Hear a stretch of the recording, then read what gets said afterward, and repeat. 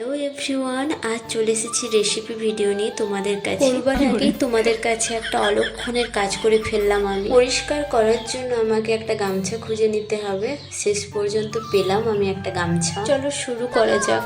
কালো কড়াইটা দেখে কেউ কিছু মনে করো না, আমি ভীষণ ভালোবাসি এই কালো কড়াইটাকে। আচ্ছা বাদ দাও। দিয়ে দিলাম তেলের মধ্যে তেজপাতা আর চিনি আর একটুখানি জিরে, গোটা জিরে। তারপর আমি কিছু সবজি কেটে রেখেছিলাম, সেগুলো দিয়ে দেব।